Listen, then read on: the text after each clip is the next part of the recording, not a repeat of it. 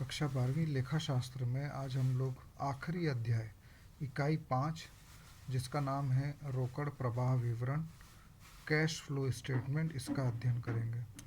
और प्रारंभ में इसके कुछ जो बेसिक जानकारी है उसको देखेंगे। सबसे पहले कुछ शब्दों का प्रयोग किया जाता है जिसको आपको ध्यान में रखना है, जैसे कि रोक प्रवाह विवरण या कैश फ्लो स्टेटमेंट, जो कि इस चैप्टर का नाम भी है। ये एक ऐसा विवरण है जो एक निश्चित अवधि में, चाहे एक वर्ष हो या कुछ माह हो, उसमें रोकड़ और रोकड़ तुल्य के प्रवाह को दिखाता है। रोकड़ या नकदी के बारे में तो आप लोग जानते हैं। अब रोकड़ तुल्य किसको कहते हैं?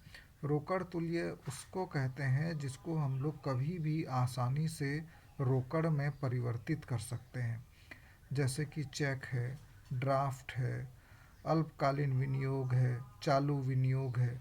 ये ऐसी चीज़ें हैं जिनको हम जब चाहें रोकड़ में परिवर्तित कर सकते हैं। इन्हीं को हम लोग रोकड़ तुल्य बोलते हैं। दूसरा शब्द है रोकड़। इसको आप लोग जानते हैं, चाहे वो बैंक में है चाहे हमारे हाथ में है, वो रोकड़ कहलाता है। तीसरा है रोकड़ प्रवाह।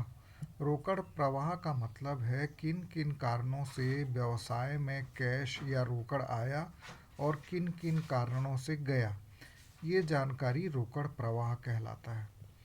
उसके बाद है मुख्य रूप से 3 क्रियाएं होती हैं। एक संचालन क्रियाएं, दूसरी विनियोजन क्रियाएं और तीसरी वित्तीय क्रियाएं।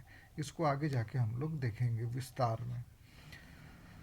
अब इसका थोड़ा सा हम लोग परिचय देख लेते हैं कि रोकड़ प्रवाह का विवरण जो है रोकड़ के आधार पर फर्म की वित्तीय स्थिति में परिवर्तन का विवरण है, कि रोकड़ के आधार पर फर्म की वित्तीय स्थिति में क्या क्या परिवर्तन हुए। यह एक विशेष अवधि के दौरान रोकड़ एवं रोकड़ स्थान का अंतर्वाह या बहिर्वाह दिखाता है, अर्थात एक विशेष अवधि, चाहे वर्ष हो चाहे माह हो, उसमें किन किन कारणों से रोकड़ हमारे व्यवसाय से गया और किन किन कारणों से आया, ये बताता है। यह 2 स्थिति विवरणों में हुए, अर्थात 2 चिट्ठों में हुए परिवर्तनों को प्रदर्शित करता है। यह एक विशेष अवधि के दौरान विभिन्न स्रोत अंतर्वाह और बहिर्वाह को दिखाता है, इसको समझा चुका हूँ। और नगद शेष पर उनका क्या प्रभाव पड़ता है ये भी दिखाता है। रोकड़ और रोकड़ तुल्य में वृद्धि अंतर्वाह को प्रदर्शित करती है और रोकड़ और रोकड़ तुल्य में कमी बहिर्वाह को दिखाता है।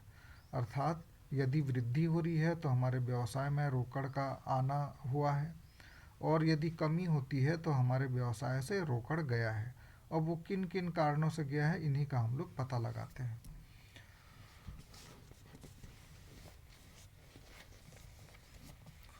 अब हम लोग देखेंगे रोकड़ प्रवाह विवरण की क्या क्या विशेषता है। बहुत सारी विशेषताएं हैं, हम लोग 4 विशेषताओं को देखेंगे। ये एक आवधिक कथन है, अर्थात एक अवधि के लिए कथन है, क्योंकि ये एक विशेष अवधि, माह या वर्ष को कवर करता है। दूसरा है यह 2 स्थिति विवरणों की तिथियों के बीच की रोकड़ की गति को दर्शाता है। जो 2 चिट्ठे होते हैं, 2 वर्षों के 2 चिट्ठे, उनके बीच में रोकड़ की क्या गति है इसको दिखाता है। तीसरा, यह विवरण रोकड़ स्थिति में परिवर्तन और शुद्ध लाभ में संबंध बनाता है। इससे हमको पता चलता है कि कितना शुद्ध लाभ हुआ है। यह विवरण फर्म की नगद आय की क्षमता का सूचक है। इससे हमको ये पता चलता है कि फर्म के पास कितनी नगद आय है और उसकी कितनी क्षमता है। अब इसके कुछ उद्देश्य को हम लोग देखेंगे। जो रोकड़ प्रवाह विवरण होता है वो संचालन, विनियोग और वित्तीय 3 क्रियाओं से मिलकर बनता है, और साथ ही रोकड़ एवं रोकड़ समान की प्राप्तियों की जानकारी प्रदान करता है। इन तीनों क्रियाओं से कितना रोकड़ आया और कितना रोकड़ गया, और अभी हमारे पास कितना रोकड़ और रोकड़ समान है। दूसरा है इस विवरण से संचालन, विनियोग और वित्तीय क्रियाओं से रोकड़ एवं रोकड़ समान प्रयोग या भुगतान की जानकारी प्राप्त होती है। और तीसरा है यह विवरण रोकड़ और रोकड़ समान में शुद्ध परिवर्तन की जानकारी प्रदान करता है। तब इसका क्या महत्व है इसको भी हम लोग देख लेते हैं। रोकड़ प्रवाह विवरण अल्पकालीन योजना बनाने के लिए और रोकड़ पर नियंत्रण रखने में उपयोगी होता है। निकट भविष्य में एक व्यापारिक इकाई को विभिन्न दायित्वों को पूरा करने के लिए रकम की ज़रूरत पड़ती है।